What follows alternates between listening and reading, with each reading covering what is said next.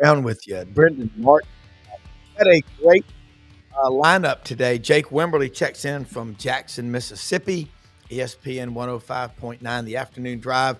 Going to talk about this college football season and the upcoming national championship game Monday night, Notre Dame and Ohio State. Also, Yancey Porter, Rebel Yell Hotline, checks in with us. What's happening with Ole Miss? A lot. Rodney Orr, Tider Insider, only $48 a year. Rodney is going to be on with us with Yancey, the dueling banjos there, second half of the show. Hey, take a picture of our QR code with your cellular phone, be a subscriber, and we broadcast simultaneously live streaming. Brendan has taught me this. I'm going to tell you what, it'll blow your mind, but we're on 7 channels, Twitter, 9 times, Facebook, YouTube, and then if you don't catch us live, catch us whenever you want to. This is evergreen content. Sponsors or would-be sponsors, take note of that. Your content is out there for eternity. So we get great ROI with our sponsors. What we do is make brand awareness. That's what we're here for, brand awareness, and we'll drive them to your stores, and we love it if you'll come on and give a personal testimony. Hey, let's go ahead, Brendan, and get started with Jake Wimberly. Jake, right now, I think the SEC fans are walking around sort of butthurt. It's not fun. Buddy Martin was right last week when the people that said, I'm a Georgia guy or I'm an Auburn or LSU, I don't care about anybody but my team. Well, he goes, it's pretty nice if we could have been saying the SEC's won 14 of the last 18 national championships. Right now, it's what? We've won 13 of the last 17 or whatever it is. What's our path back as a league to winning the national championship? Because it's going to be tough to watch Ohio State and Notre Dame in Atlanta, the heart of the South, Monday night. Yeah, and good morning, guys. Path back to the championship, man. Well, there's several layers to this thing. One, I think we can see and absolutely say that the transfer portal has quickly diminished the depth at the top. And the depth at the top would be your Alabamas, your Georgias of the world, even your Texases of the world. A little bit of depth there you saw was lacking against Ohio State. So, I don't know that you get that back. I don't know that genie goes back in the bottle. But I think coaches are just going to have to do a little better job of evaluating. We'll see what happens with this House bill. This is another story for another day on, will your collectives go away? I know there's a lot of reports that that's happening. I don't particularly believe that collectives are going to totally go away. But back to your point of, hey, what does the SEC have to do to get back to the top? One, you got to have elite quarterback play. I mean, if you look at the league this year, there's some good quarterback play. Jackson Dart had a good year. For the most part, Quinn Ewers had a good year. We saw what DJ Lagway looks like he will do in the future. But I think elite quarterback play, if you look at the way Riley Leonard and you also look at the quarterback play at Ohio State, the way that those two gentlemen have played, they have played the best football through the playoff. And I think it starts with quarterback play. You think about the quarterbacks in the SEC, Jackson Arnold, now he's at Auburn. It wasn't working at Oklahoma, but their offensive line was just all 5 starters gone. 6 wide receivers get hurt. So you got to have a supporting cast. Ellis Johnson on with us yesterday points toward DJ Lagway. And you think about that matchup in the swamp when Texas and Arch Manning come to town. That could be the marquee game of the college football season right now, couldn't it?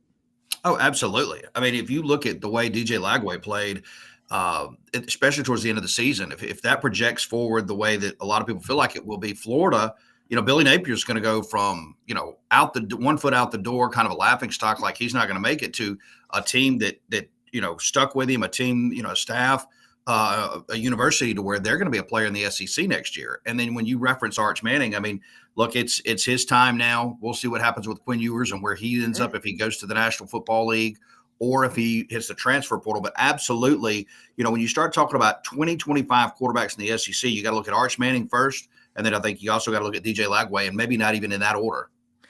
I agree. I mean, DJ is big and fast and has a accurate arm. There's guys that have cannons for arms, but they're not accurate. And that's, he's a great athlete. Well, DJ's got the package, and mentally, he's smart. He makes everybody around him play better.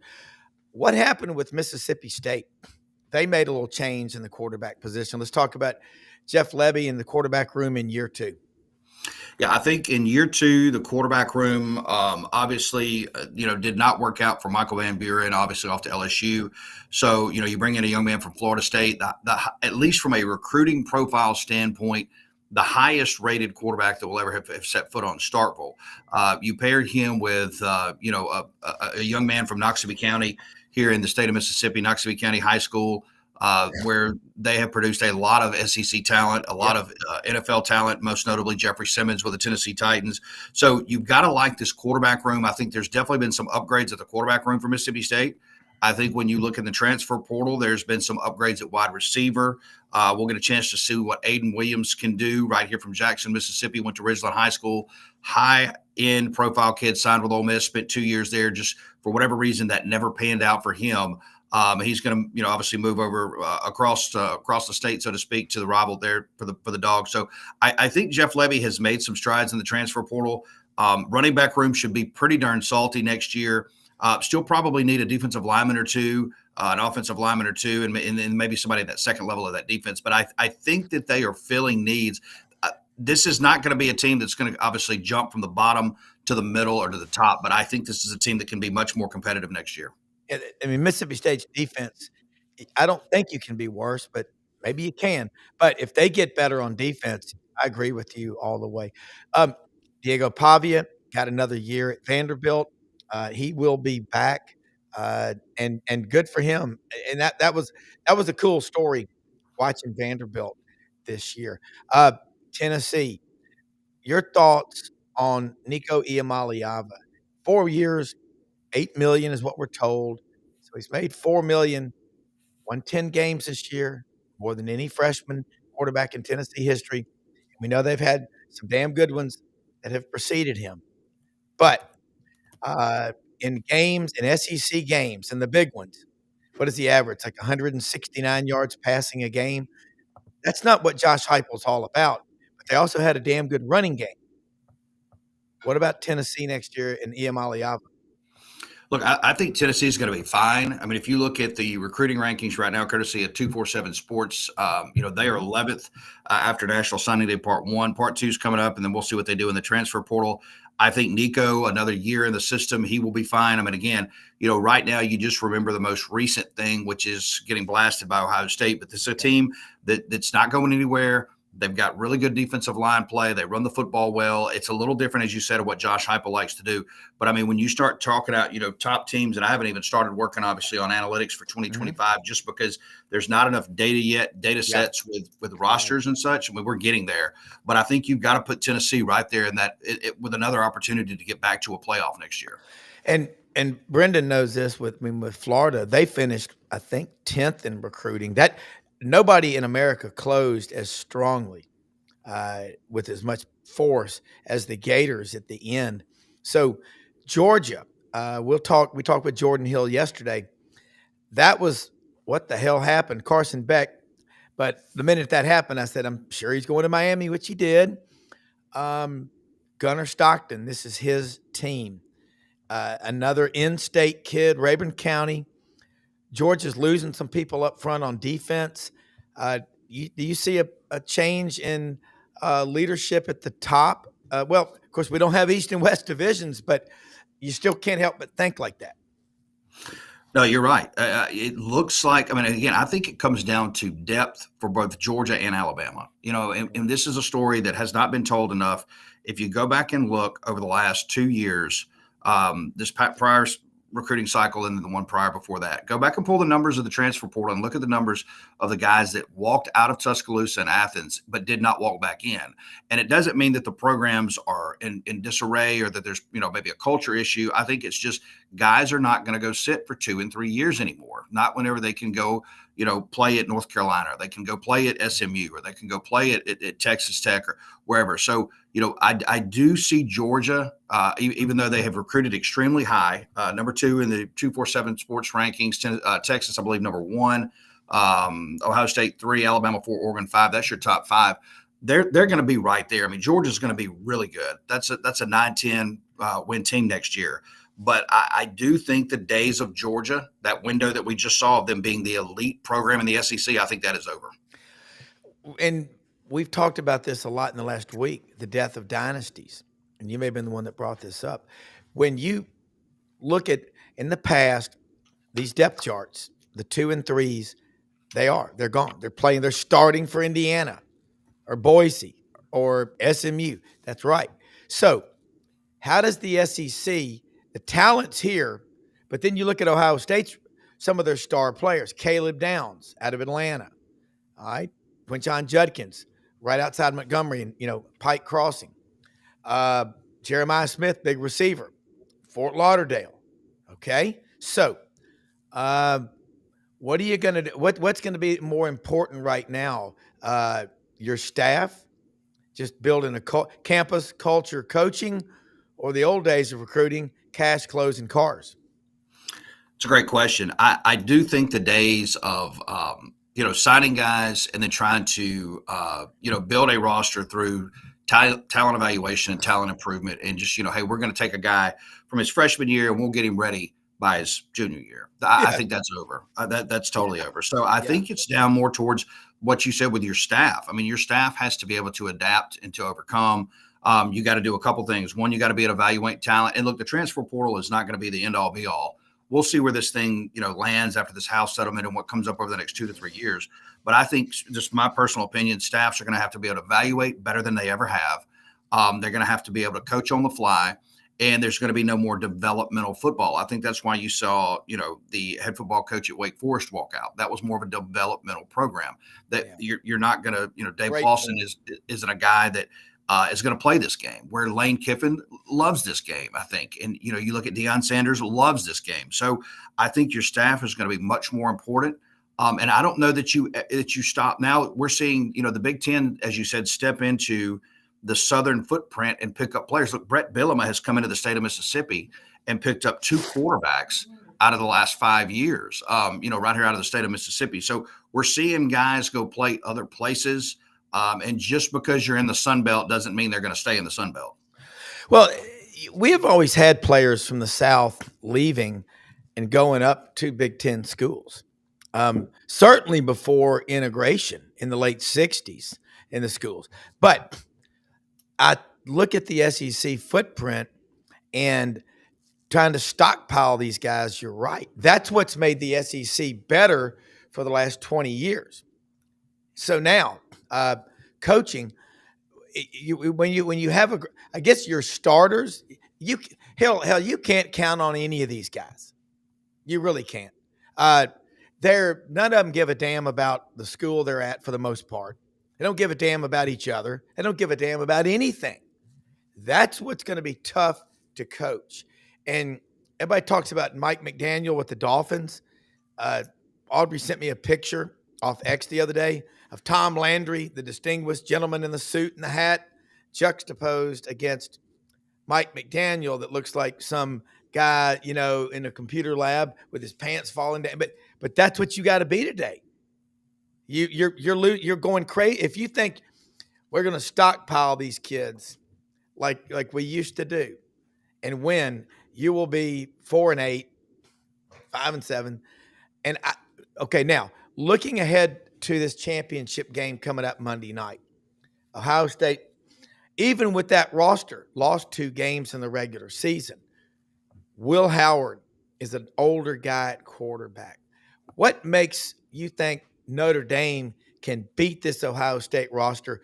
Notre Dame had a great comparison with my friend Steve over in Atlanta, who's a Vandy Notre Dame guy, Georgia Tech. He said this is more like the 92 Alabama team with Gene Stallings coaching, and Ellis Johnson was on here yesterday. He coached on that team against Miami. That's how he compares this my Notre Dame Ohio State matchup.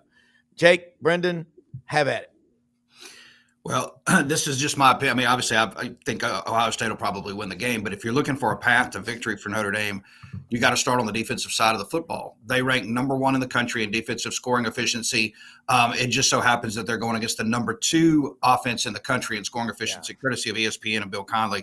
And they have the 3rd best defense as well. So where Notre Dame has the 14th best offense in the country. So I think it's got to start on the defensive side of the ball for Notre Dame. I think they're going to have to play their best game that they've played all year long, and that number 1 defense is going to have to show up. They're going to have to pressure Will Howard.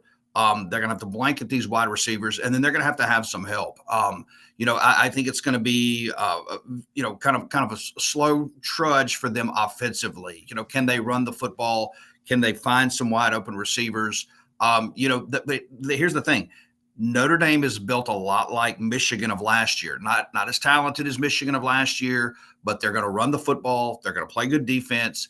And look, we've seen what Michigan has been able to do against Ohio State over the last 4 years. So I think if Notre Dame can be more physical than Ohio State and frustrate them at the line of scrimmage, I think they'll have a shot. Brendan, do you see it happening like that? I don't know.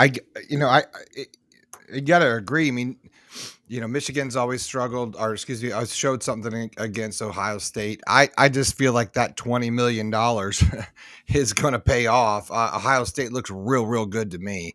And it's a little bit more than that classic, the passing attack or this. They just seem really balanced. Notre Dame's going to have to come with the running game. I think they're going to have to establish some time of possession, excuse me. And obviously they're going to have to, get that formidable defense that they've had all year long. It's going to have to show up, but it's going to have to show up in ways that I think they haven't showed up all year, because I don't think they've faced anybody in a sense at this particular point in the season that is that good. I've seen Ohio State just dismantle, teams this year, but they are peaking at the end, right? And it just seems like that is what you want, in college football, in any sport, but particularly in college football. Yeah. And what we've seen this year, I just feel my money's on Ohio State all day long. I don't think you can shut them down in the air, and I think they're pretty good on defense. And they play, they definitely fly around on defense. Excuse me, guys, I'm getting a cold. I just don't think Notre Dame. But I guess I've been wrong about Notre Dame all year, so I hate even saying that. So it's like Notre Dame keeps surprising all of us. So I don't know. This is why I don't gamble. This is why I drink in the morning. Well, yeah. I mean, Brendan, he makes a lot of good points. And the thing about this is a lot like Alabama, Miami in '92. Remember, Miami had Lamar Thomas out of Gainesville, Buchholz High School, great wide receiver who played for the Buchholz, yeah. Okay. I remember that guy very well. Also remember George T. Antonio Langham on that 92 team. I think about this Notre Dame secondary, Jake. These guys, just my impression, the fact that I'm a Scotch-Irish Catholic, I will say this about Notre Dame. Damn, I know so many people right now that are SEC grads, you name the school, and they've pulled out their Notre Dame stuff. They've never gotten rid of it. I was listening to Chuck Oliver yesterday when I was taking the dogs in the park, and he said about, 10 and a half hour drive, South Bend to Atlanta. And then he said what I always say, but there's Notre Dame fans everywhere. And there's one school you can say, God almighty, if there's a Catholic church within 5 miles, there's a bunch of Notre Dame fans. So that crowd in Atlanta, it's going to be wild at Mercedes-Benz. Well, look, the Domers travel. Okay. They're everywhere. So it doesn't matter. I mean, we know that's going to be there. I mean, I have been to Miami, Notre Dame back in the day. Don't get me started, but I had some Notre Dame fans, but we all do, right? But Ohio State equally shows up. No, they will, and they are going to be there, and it's going to be a sea of red, because I've seen that too.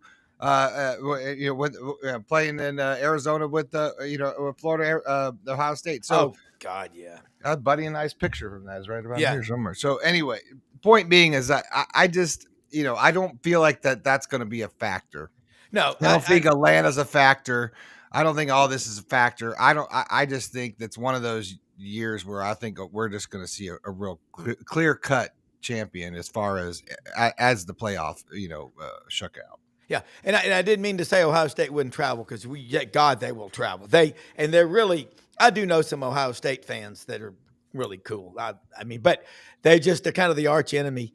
Jake, I was listening to Paul Feinbaum yesterday, and I texted him during his show just to say the Monday night slot for the national championship. I said, and Paul being from Memphis, having gone to Christian Brothers and White Station High School, and loves Pete and Sam's, my favorite restaurant. Said something about that slot.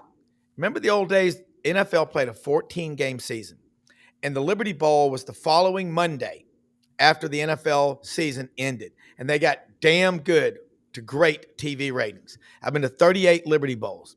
Are you worried about Monday night after the weekend of playoffs and everything like that, there being a dip? Because Chuck referenced the Texas game and another one of the playoff games that tried to go up against the NFL, and it wasn't pretty. We've seen, I believe Clay Travis talked about this on X yesterday, that we've seen dips across the board. If you'll give me 2 seconds here, I'll pull it because I shared it. As far as the TV ratings are concerned, let's see real quickly on those numbers. Let's see. Yeah. The Penn State Notre Dame game, 17.8 million people watched that game. And the Final Four down 27.8 million from the Alabama Michigan game a year ago. So you got to ask yourself, what's the deal there? Also, Ohio State, Texas, that game drew a 20.6 million views, after a full month of promotions, expanded college football playoff. So is this an issue for college football? Will the ratings be down Monday night? Possibly. I would like to think, we were talking about this the other day, you're going to have massive ratings just because you don't have a Southeastern Conference team in there. There's 2 big national brands in Ohio State and Notre Dame. So it'll be interesting to see what the TV numbers are, and then, how they kind of comb through this data next year. Now, we're not moving the schedules around any next year, but in the future, do we have to look at a different way to do this? Yeah. All right, Brendan, TV well, so do you, Jake. There's a problem. Don't wait till the house is fully engulfed in flames to call the fire department. Yeah. Where there's smoke, there's fire. We better figure this one out. This you're down 10 million year over year comps in the business world. People lose their jobs. Well, TV ratings aren't the end all be all anymore. We got click ratings, and there's other things to consider. But when obviously that's I guess we're going to be. We're in a renaissance, and I know Jake's got to go, and thank you, Jake, but we're in a renaissance with tech, and we're going to see a lot cooler stuff in the future and how we're going to view things, and TV ratings aren't going to be how we carve it all up. So I think we're going to be all right. All right, Brendan, I wanted to ask you that this is why, Jake, these conversations I have with him, it's like going up to the oracles of Delphi, in Greek mythology. No, seriously, because he's right. The clicking, the streaming, is it totally different? People consume in sound bites, and that's what we do now. There are sometimes I don't watch an entire game. I go back and I review it. My wife says, how can you extrapolate so much information from it? Well, your brain has to be able to do that, or you don't survive. We're just sick and twisted. Jake, you got to go, man. We are. Thank you so much, man. I know. Tell us how they can follow you, and thanks for letting me be on your show Friday. I love coming on your show. My apologies. We stopped off, and I was but I got on this. You got a great producer. He's always glad to have you on. He's just tell me his name again. It's Ben Martin. We call him Beaver. Ben. Ben Martin. Good last name. Yeah. I love being on your show. You got runs a in the great blood. show. Yeah. But tell people how they can follow you, and thank you for joining us. And we'll do it again next week. Oh, absolutely. Always glad to be here with you guys. I appreciate you having me as always. On X at Jake Wynn, we'll be on 3 to 6 today, all week long, 3 to 6 on ESPN Radio here in the Central Mississippi. If you want to stream the show, just go to thezone1059.com. Rob, we'll have you on later this week. All right. Thanks so much, man. Appreciate it. Appreciate it, guys. Thanks. Brendan, okay. I'd really like to do some podcasts and some segments and shows with you, and because you brought it up, always give credit where it's due about AI and its role in sports Yeah, today. we're gonna launch that here in the next couple of weeks. So we're lining up an AI in sports. So we're Okay, gonna because talk. It takes a lot of research. I've yeah, got some ideas. I'd like to get maybe AI in as one of our guests. I think I can get AI rigged up into the broadcast so we can okay, talk to AI, ask it some questions. It has a voice. So we can actually talk to some artificial intelligence and see what that's like. damn, We're gonna talk to some of the people we met at SEC ESPN Media or Day. SEC Media Days from ESPN maybe or and hopefully more importantly not even ESPN. I mean, not that they're not important, but the people that we met from the Yeah, universities in Auburn and the University of Florida, which are at the forefront of this development, and just some of our other connections, and just see where it goes because I think it's not I guess not responsible is not the right word, but I just don't think if we're going to have an intelligent conversation about what, is happening in our sport, especially college athletics, I think we would be sort of dumb not to have a bigger conversation that included artificial intelligence and how that's going to affect the college sports right away because that's where the development is happening for AI. And a lot of the conversations obviously are at these big universities. And guess what? yeah, Auburn is leading the way, and University of Florida is one of those, a couple of those schools who are very, very involved in this conversation. yeah, So we're going to talk about it. So yeah. keep your hats on. Let me say something too. If you think that the kids today aren't paying attention and don't know who these writers are, your dad will say, "Oh, I'm old. Nobody knows who I am." Got this text last night. You'll love this. Your dad called me this morning and I told him about it. It's from Rich Johnson. Y'all know him, Rich from Atlanta on the Feinbaum show. He's been a caller forever. Well, he is, Mallory, her roommate Jessica's dad. Jessica went to Alabama. She's got twin boys, Alex and Fitz. One's a Bama fan, one's a Florida fan. They're both 10 years old. Great athletes. Rob, hey buddy, it's Rich. Favor, please. Can I get one of those cool white Gator bait media hats I Oh, saw Buddy man, Martin wearing? we Can got a you ask picture him? of 'em. And he said, I want it for Fitz. And then he said, get this. Jessica took the boys who were 10. He is one's Gator, one's Bama. She took them to the bowl game in Tampa, the Gasparilla Bowl. And I mean, I know these kids. I know them. They're Mallory's godsons. Mhm. Okay. And he said, thanks, Rob. Tell Buddy Martin we'll take him to the Mad Italian if he comes up to Media Days. I love this place. It's in Dunwoody by Tony Barnhart's. And he said, thanks, Rob. Fitz is the biggest Gator fan. It's insane. Talked about going to the bowl game. Man, that would be awesome. Thanks so much. I told Buddy Martin, he goes, I hold Buddy Martin up as the number one source for all things Florida, even more so than Pat Dooley. Would that be a correct assumption? I'm like, I but mean, I knew step one the other, you know what I mean? Pat no, Dooley's obviously a very knowledgeable guy, yeah, and Buddy but would say that. Yeah. it's so funny though. These little kids, so don't ever think people ain't paying attention because that's what I was like when I was a kid. And they have 134 helmets that they take of every D1 team, and every Saturday they set them up in the matchups. So there's kids out there are paying attention to what goes on. Keep writing, keep doing what you do, and don't ever think it doesn't matter. So Well, and then because it they see matters. a show like this and then they want to go reference it or they want to go look. I mean, the people that come on this broadcast and Buddy's broadcast is, since the inception of doing this with Dad 2017, we've had all the top, I mean, some of the top guests in all of sports, and had some of the best conversations with Yeah.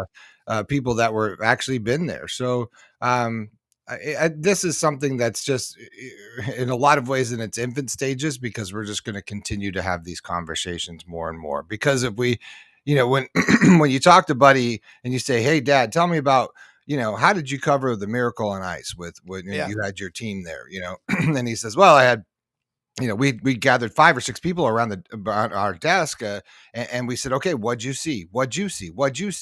I said, God, I know that sounds really stupid, but like that's not how it is now. It's like, oh, what'd you shoot or what'd you film or what'd you get? It was really the verbal and the written word is how we got our news. That's how we got our information. We Yeah. read it in a newspaper. I told my daughter, I said, we got the newspaper, we opened it up and we read it. So and that is how it has always been, and I think how a version of that will hopefully always exist. And with that, we'll bring in our guest Yancey Porter.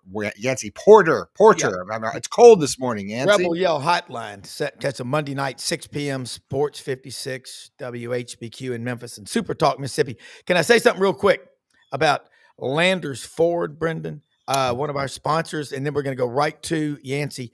By the way, they are open Monday through Saturday, 7 a.m., 7 p.m. Landers Ford.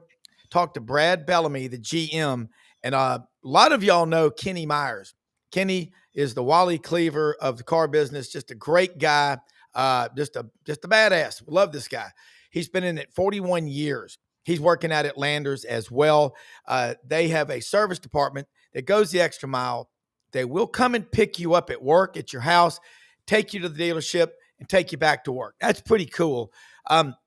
Their name's all over the Mid-South. They just made a big commitment to Christian Brothers High School. Got a lot of purple wavers listening to this show, watching this show. Get out there and let them know how much you appreciate. It is a big commitment to CBHS. Landers Field, okay? Go out there, check it out. They've got the Broncos, the Ford F-150s, the Escape, the Maverick. They've got cars, trucks, SUVs, a huge lot at Poplar and Houston Levy, and they are invested in the Mid-South.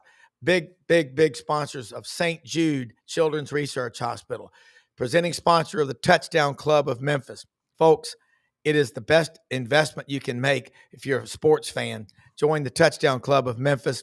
Go to Memphis Touchdown Club on the web. You can find them, easy to do. Look, they've got all kinds of discounts, rebates on the cars, trucks, and SUVs. Get there. And again, they're a presenting sponsor of the Memphis Touchdown Club. Kent Ritchie, all these people that are there, Don Kitchens, Brad Bellamy, you know them. They're great people to work with. And also, Herodotus 488 BC gave us history. The Battle of Marathon is when we started reporting on events. Yancey Porter right now is thinking in about 3 hours, I can go to the Tallahatchie Grill right off the square in Oxford for some gumbo because it's Tuesday. But before he does that, he's going to give us a Rebel Yell update. What's going on with Ole Miss football, basketball? Who is Lane Kiffin eyeballing that's at a college right now? Maybe he's been there for a couple of years and he goes, okay, I'm ready. Let's go get him. But Yancey, first off, Happy New Year. Glad to have you on here this morning. Happy New Year to you too. Yeah, as far as the portal, kind of all eyes are Theodore Ditson. He's the number one, actually the number two cornerback in the portal overall. He's the top available player in the portal. Florida's trying to get him in for a last minute visit. And that's kind of where it stands right now.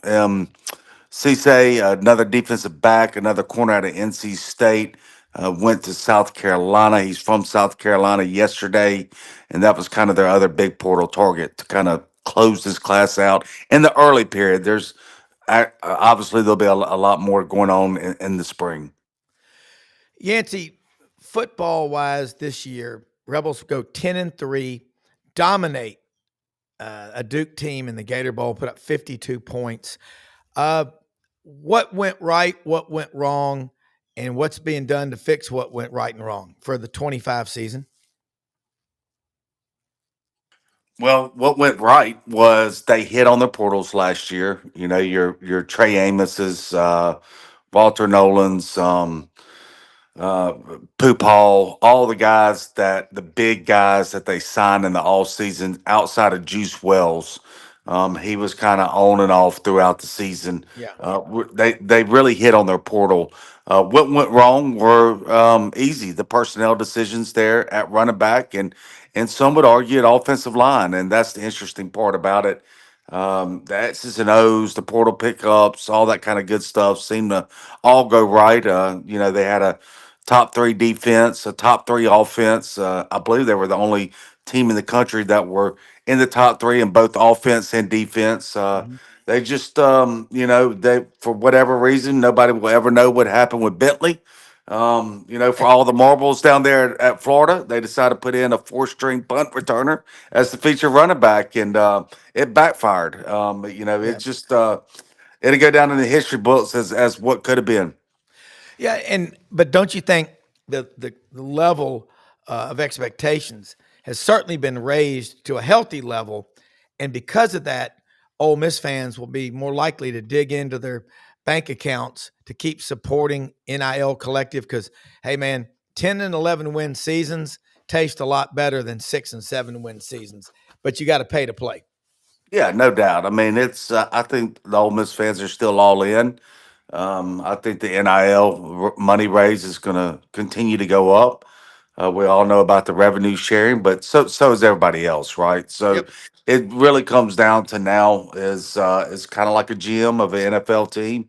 You don't have a salary cap, but you do have one, if you know what I'm saying. Yeah. So you got to decide on where you're going to spend your money, how much each player is worth, and take it from there. And we're going to see who does the best evaluation part. The teams that are the most successful in those areas will be the teams that are most successful on the field.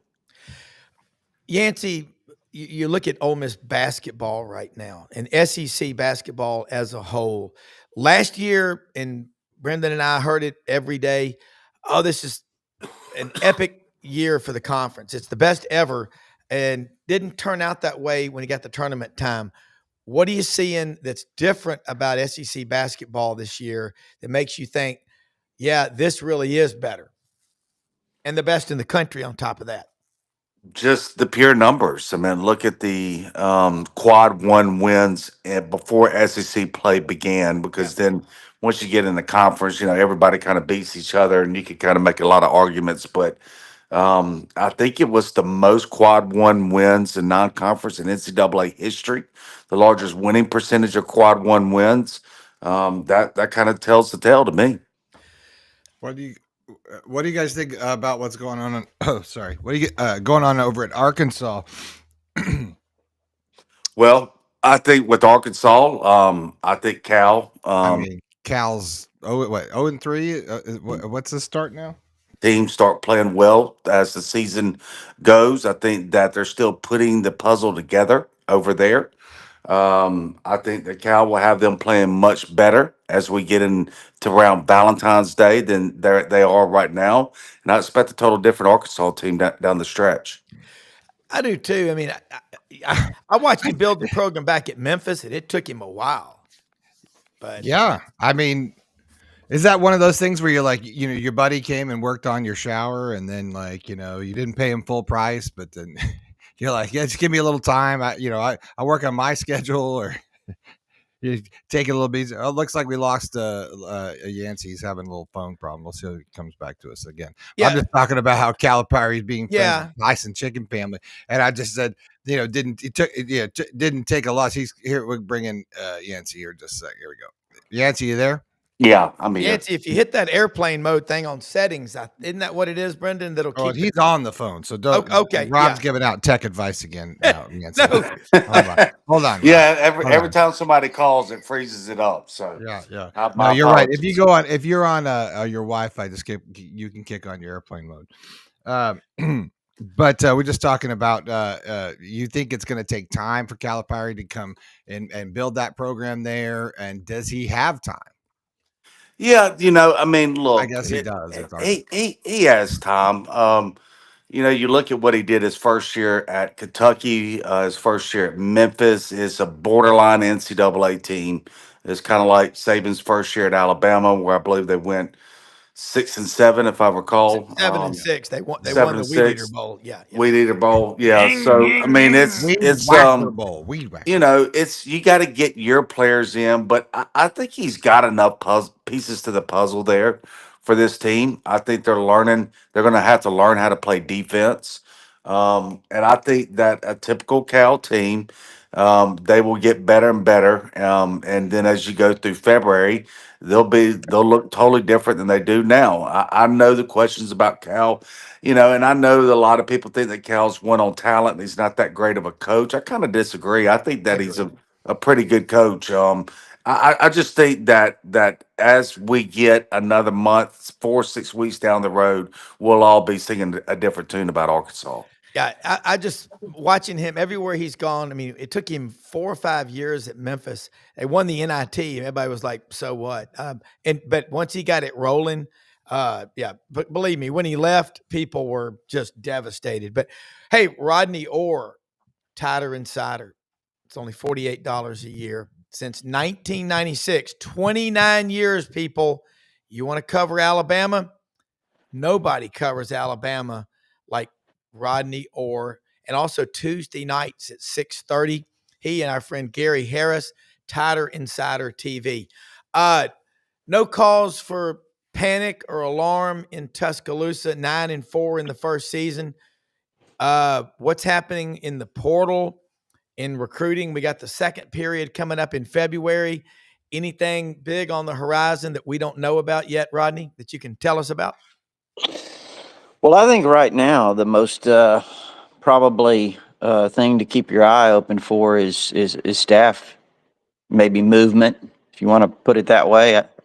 Um, I think that obviously they have one already, Colin Hitzler, the safeties coach, is gone. Um, it looks like Chuck Morrell, who it was with him at Washington, has been here this year as kind of like an analyst, was on the field doing some things during games, which they can do now.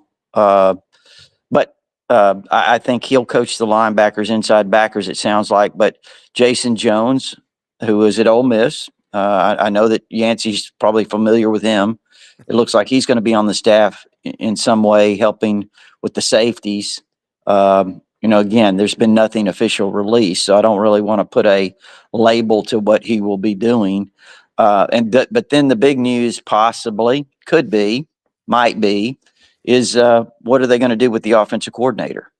And not that Nick Sheridan didn't do a really good job, given the circumstances that he inherited, but I think there's a chance that you might want to keep your eye on Ryan Grubb possibly coming back. That would not surprise me at all.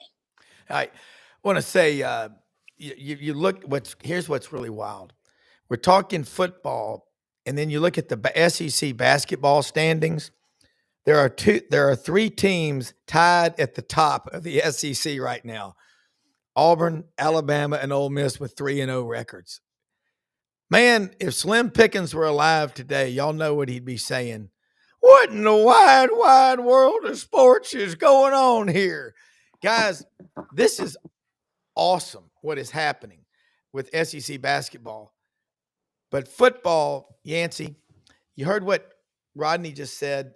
How this is tough right now.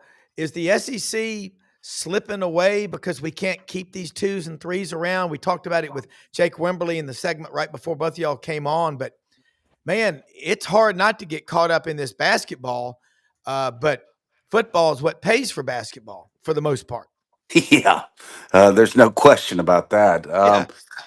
I think I do. I think that the NIL and the portal takes some depth away from a lot of programs. But look, I don't want to get into it again. But I also think that the way that they set up the selections for the playoffs has really squeezed the SEC. I think Sankey had one pulled over his eyes and didn't realize it until after the season. I really think that they hustled Sankey pretty good with this selection, and until they change it, and I think they will. I think the TV ratings bear it out. Money always comes home to roost at the end of the day. There was a lot of really low TV ratings for these playoff games with teams that involved like Indiana and SMU and Boise State and teams that had no business being in the playoffs. So I think they'll make some adjustments. I think that allow more depth in the SEC to get in the playoffs, and I think that they'll do better in the playoffs once they're there, and it won't come down to one or two teams from the SEC. Rodney, the Eggman, up on Crowley's Ridge. I get my farm fresh eggs from Dean Nelson. Love this guy. He's got homesick this week. He's from North Dakota. Got 9 inches of snow over here. He said to ask Rodney Orr of Tider Insider if he thinks the lack of SEC teams, kind of dovetailing off of what Yancey just said, the lack of an Alabama, Ole Miss, South Carolina, just that SEC brand has hurt as much as trying to go up against those NFL playoff games or even regular season games. Well, let me put it to you this way. First of all, I understand why he's homesick. I wonder, is Dean a North Dakota State fan? He's just a college football fan. Well, I'm a North Dakota State. I'm a North Dakota State fan. Yeah. I mean, Okay. I have become a North Dakota State fan. They're winners. They're winners. But yeah, with that said, here's the thing. What did Herb Street say? Herb Street, yeah, he said that these little puny SEC schools like Alabama, Auburn, et cetera, et cetera, et cetera. Nobody wants to see them, right? That's pretty much what he said. I mean, he said they've got the big brands from the Midwest, the Big Ten, Notre Dame, all of those, and it's they couldn't have drawn it up any better. Now, I'm not sitting here. I do agree with him that I don't think ESPN necessarily pushes the SEC schools as maybe that he was kind of responding to that accusation, I think. But I guess what I'm saying is that Nielsen says that 8 of the top 10 most watched programs, correct, football programs this year are SEC schools. Yeah. SEC schools. And I think he said Texas, by the way, was the only nationwide national brand in the SEC. I couldn't believe that, because Alabama and Georgia are both, in terms of viewership, higher than Texas is. Yeah. So with all that said, I'm kind of like you, Rob. Yeah, I do think these puny, small SEC schools, programs, Alabama, Ole Miss, Florida, Tiny. just no brand at all. No. Never, it's not like the SEC has won 5 different schools have won national championships over the last 20 years. It's pretty good for a puny brand, right? Yeah, and let me throw another one at you. Generations of income created for families that work around. I mean, look at me. I mean, God, look at you, Rodney. I mean, it has a ripple effect way bigger than people ever imagined. Let me throw something at you. In 2021, in July, when it was announced that Texas and Oklahoma were going to be joining the SEC, none other than the Wall Street Journal, a fairly well-respected financial journal, we've all heard of it, listed the brand values at that time, 3.5 years ago, of the 16 schools that would eventually make up the SEC. Texas at the time was number 1 at $1.10 billion. You know who was number 2? The minuscule state of Alabama at $1.00 billion. Georgia, their brand, in a state of 11.8 million, almost 12 million, 891 million. Number 4 was Oklahoma, a state of about 5 million people at 886 million. And number 5, Auburn at 872 million, and 6, LSU at 852 million. And I'll go down the list, but even a small state like Mississippi, which is like Arkansas, Ole Miss brand was valued then at 342 million. Dare I say that every one of these brand values have gone up? And what has fueled the love and the passion of college football is we got rid of the television aristocracy that we had in the 70s and brought more teams in. But if you don't think when the SEC has a team in the national championship game, it doesn't draw eyeballs, as you said, Rodney, 8 of the top 10 games this year, according to Nielsen, were SEC matchups. So Kirk Herbstreit, go get another dog and quit bashing the SEC. Well, let me salary, Kurt. Let me clarify that a little bit further. It's actually 8 of the most watched teams this entire season Okay. were SEC teams. Okay, so you're right about all the matchups that were really heavily viewed, rated well in the Nielsen ratings, but these are the most watched programs over the course of a season. 8 of the top 10 are SEC programs, which is pretty amazing to me. You know, so I don't know what the the reasoning for those comments were, but like you said, I do think if you had an SEC team in this national championship game coming up, it would be it would be nationally viewed and highly rated. Yancey, what are we hearing about anything? I don't know what ticket prices are like, but I do know last year I saw people trying to sell paper tickets outside of Mercedes-Benz Stadium. I tried to get these people help and do an intervention, but they're all on email now. But I wonder what ticket prices will be like without a Southern team in the national championship game. I bet they'd be a lot higher if you had an SEC school in there. Yeah, they would. I mean, if you're going to talk about probably the two biggest brands outside of the SEC, right? I would think it would be Notre Dame and Ohio State. So, I agree. that'll probably offset some of that. But let's forget about how many people watch and all that kind of stuff. Let's just talk about the fairness of the best teams and the way that they set this up. They just totally hustled Sankey on this. Yeah. It's this is an inclusion selection process, and I know Sankey has got to be kicking his bed right now. Man, this was they got to change it. They got to change it, or you're going to have 2, 3 maximum teams in the playoffs each year, while we're watching teams that are 14, 17 point underdogs playing in the playoffs, and then you squeeze the odds of the SEC advancing to the championship and winning it. So. Yes, does the SEC, did they have that one dominant team this year, like we've seen from Georgia's and Alabama's in the past? No. Was that some of it? Yes. But does the NIL and portal spread the talent around the country? Yes. But still, the SEC by far is not even close. It's not even close. And don't give me the bowl game records Yeah. when teams are playing with a shell of their team Yeah. in the regular season. It's not even close. They've got to change the selections to the way that they did it this past year, or this will become the norm.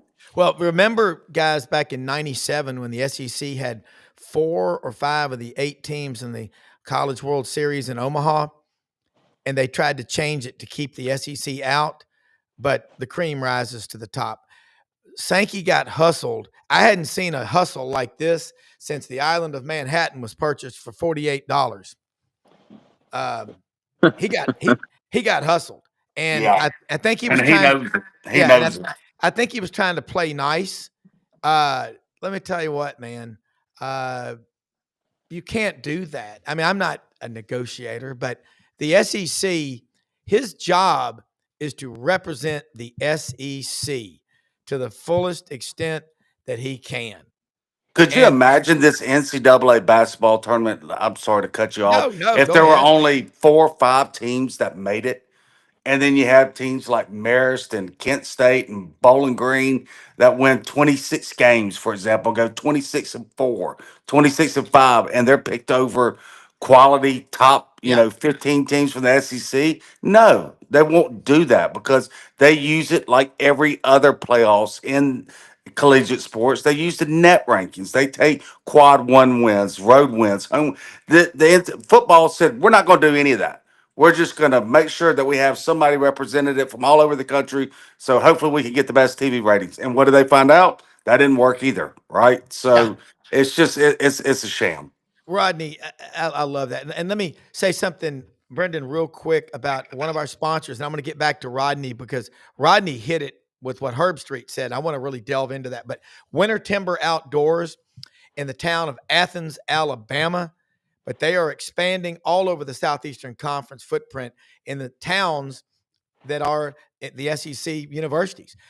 Winter Timber open every day of the week in Athens, Alabama. Take a picture of that QR code and call them. Let them know you heard about them on SEC sidelines. We're all about brand awareness, driving people to the brand, all the shooting sports. everything from dove hunting to big game hunting, elk, moose, deer, duck, goose, rabbits, groundhogs. You can get it all. They're a big Sitka dealer. That's big Sitka dealer. All the stuff you need for your food plots, deer stands. They've got the St. Nick's knives and over 2,000 shotguns, rifles, and handguns in the store. Winter Timber Outdoors. Let them know you heard about them on SEC Sidelines. Again, open every day of the week. And they've already broken ground a couple of months ago on a new store in Auburn. That'll be opening up in June, possibly earlier. They're looking at all these SEC towns. So you're going to be hearing a lot about Winter Timber Outdoors. And, speaking of another one, we'll talk about Hewlett and Dunn in just a minute. But, Rodney, I want to go back to what you said. Why is Kirk Herbstreit, who's really left Columbus, Ohio, moved to Franklin, Tennessee, Williamson County, Nashville, the metro area, why is he trying to say, well, they got what they want? They got the big Midwestern, Notre Dame, they got Ohio State. That's why I think the SEC is going to grab Notre Dame and make them an offer they can't refuse for future expansion and shut this kind of stuff up. I think that's what's going to happen. I really do. From Lake Michigan to Key West and everywhere in between, that's the SEC footprint. But I find it, ESPN has built their following, the cult following that is, off of the SEC fan base. And they're going to turn around and act like these are a bunch of small 2-for-a-nickel brands. I just checked. Hold on a second, guys. There's 23 million people in Florida that I know of, 30 million in Texas. And not that they ignored Texas, but combine all these markets in the SEC footprint. You got a lot of people down here, maybe not as many as in the Big Ten footprint, Rodney, but they per capita follow the game and watch the game on a level unprecedented in history. The passion, it's not even close. Yeah. It's really not. And, Yeah. So maybe that's what they're jealous of. I don't know. It is. I agree. Yeah. So, but, it's interesting that, you look at some of these teams this year, though, the impact of, you talk about the transfer portal, NIL, that it's had on some of these teams. I look at Georgia and I think that you just kind of look at the way Kirby does things, the way he runs his program, and what an impact it's had. I mean, let's look at, consider Georgia could have lost 5 games this year. Think about how Ole Miss just really dominated them. We haven't seen that happen at Georgia. And I think Notre Dame had 2 big plays, obviously, that were the difference in the game, but they physically, stood up to Georgia like few teams have. Yeah. So I think that it's going to be interesting because here's where I'm going. A lot of people have asked me, Gary Harris asked me yesterday on his show, his radio show here, about comments that the aura of Alabama football has slipped. Well, it's not just Alabama. This is going to be an interesting thing to kind of watch. Is there's not going to probably be a dominant team that's going to make a big run that's going to own college football. Not right now, not under these circumstances that I see. Right now, I would say Ohio State has kind of separated themselves in these playoffs for this year, obviously. But I just think, every year we're going to see. I mean, look, I really believe this, and Yancey has said this. Ole Miss, they could be here right now. Yeah. They had the talent to be here right now. Yeah. Yeah. I mean, guys, are we at a crossroads, fork in the road, pivotal moment in history? Hell yeah, we are. But I side with the SEC because you got the history, the traditions, and the heroes. That's Sideline's mantra, okay? But you've got a passion, a fan bases at all these SEC schools and money. I think sometimes you got to slow down, guys, to get faster. You can't do every workout balls to the walls 110%. You got to do, overs and unders in track and field. Run 220s for 200s, run 180s on 200s. There's a method behind it. I think the SEC is experiencing a lot of pain watching this, and the attempt by Kirk Herbstreit, some of the national media people to emasculate the SEC brand will be met with a hell of a lot of force. Yancey, what Rodney just said is spot on. If they dare to think they're soiling these brands of these great, powerful SEC programs, I think the opposite's going to happen. I think the fans are going to double down and come back even stronger. What say you, the man from Hattiesburg, Mississippi? Well, I agree. But we're in the era of college football now where it's like basketball was before the NIL started. Remember, you could get grad transfers Yeah. and basketball and hoops had a lot more transfers before this portal era started. And they pieced together team by team. And this is what's going on now in college football. I mean, I'll give you an example. Ole Miss is, I think they're up to 25 portal players, 21 incoming players. 12 of the 21 high school guys are going to be here in December 24. That's 36 new players on campus in January. And I don't think Ole Miss is going to be unique in that. I think you're going to have half the roster all over the country flip every year. And you got to put it together and you got to decide on your budget where you're going to spend your money, where the most value is. And the best GMs, so to speak, are going to be, whether it's the SEC, Big Ten, or wherever, is going to be the ones that come out on top.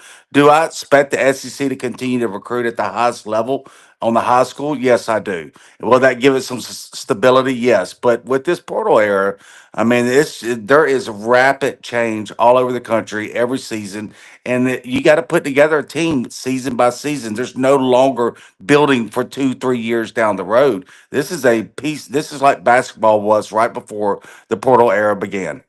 It's also a lot like high school football. Coaches always have to replace a big chunk of roster because you typically play the seniors the most. It's now what we have in college. Rodney? Say that again, Rob. Just saying, because of what Rodney said. I mean, Yancey said so much change. It's a lot like high school football. The coaches like every year have to replace a bunch of guys because they play so many seniors. That's where we are in college. I think that's exactly right. Well, it's like I said, you look at the system that Saban ran, the way they recruited, they stacked classes on top of each other.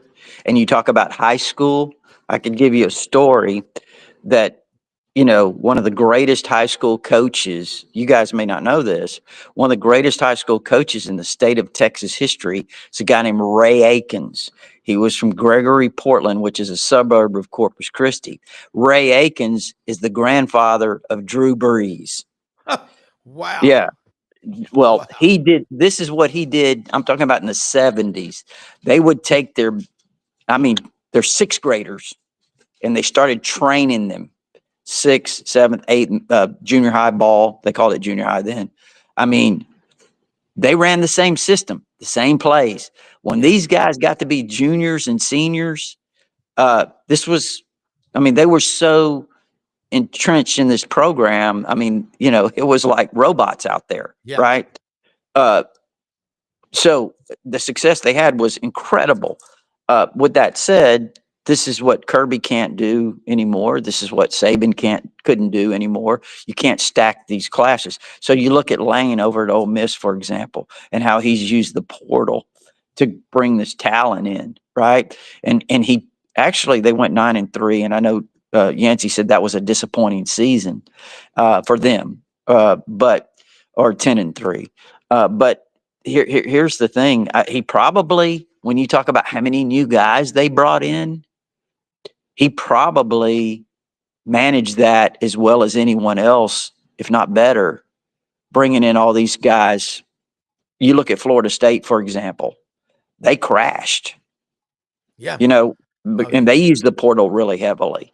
Yeah. So, it's going to be interesting to watch. The board is kind of going to go this way: recruit high school players first.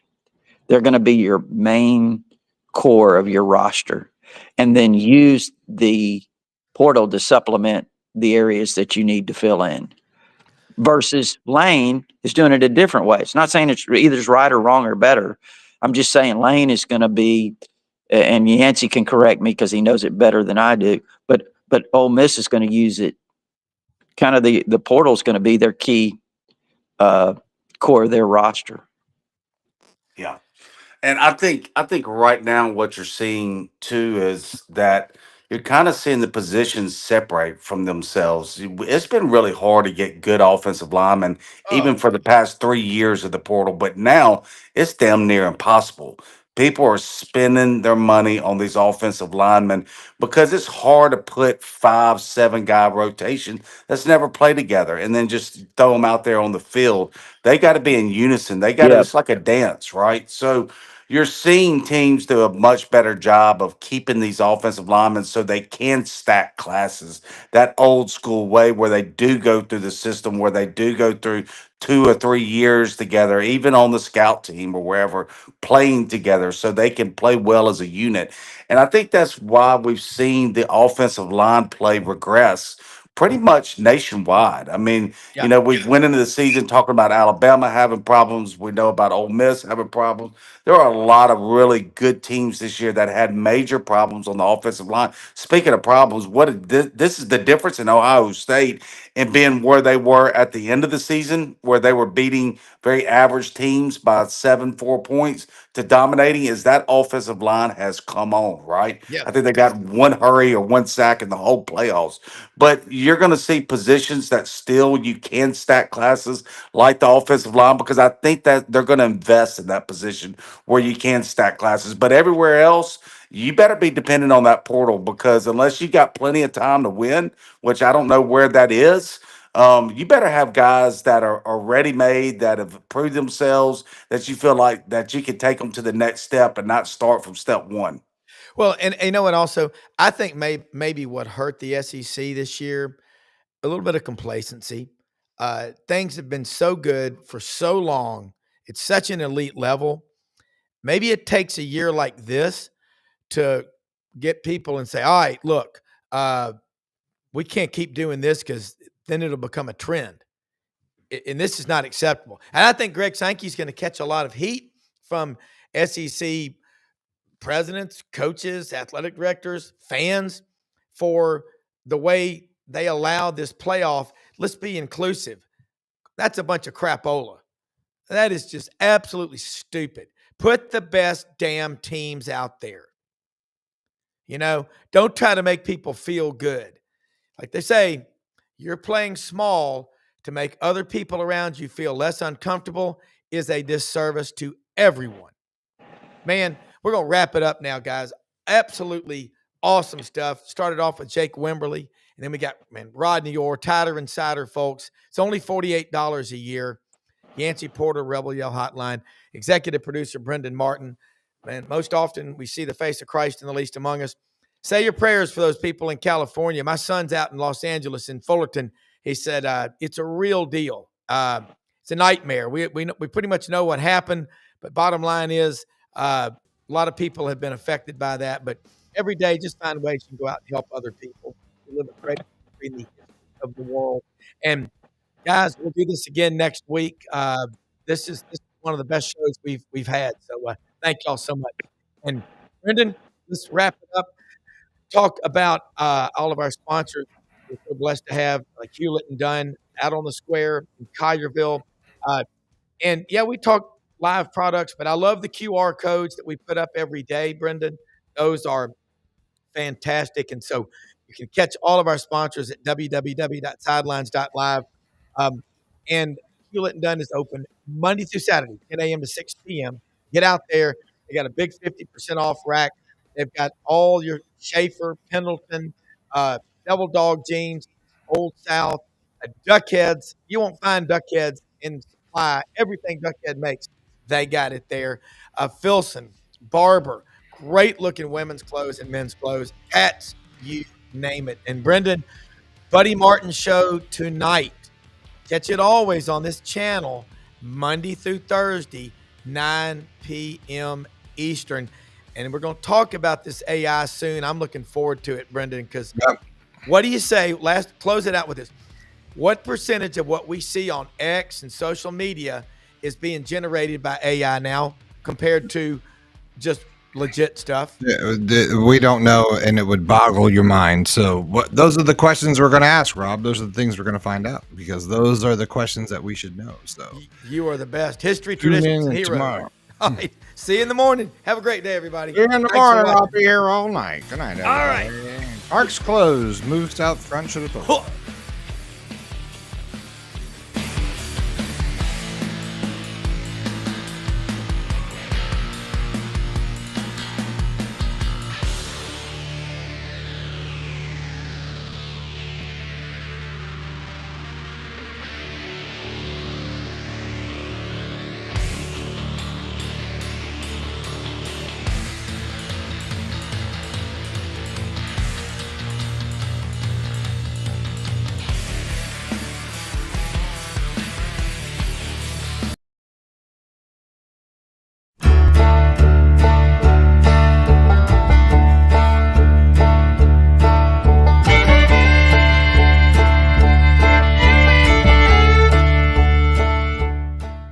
In a perfect world, you'd set a health goal and results would happen overnight.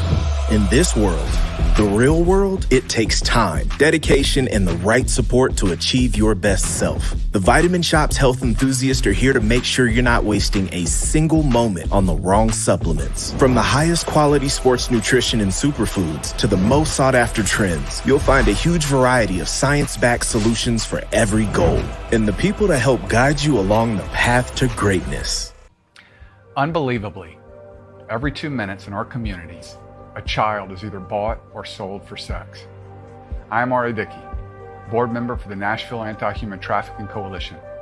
Join me and millions of others in our fight against human trafficking and for its victims by helping to educate the most vulnerable among us, our middle and high school students. Go to nhtcoalition.org, become a partner, and help keep our families safe, because none of God's children are for sale.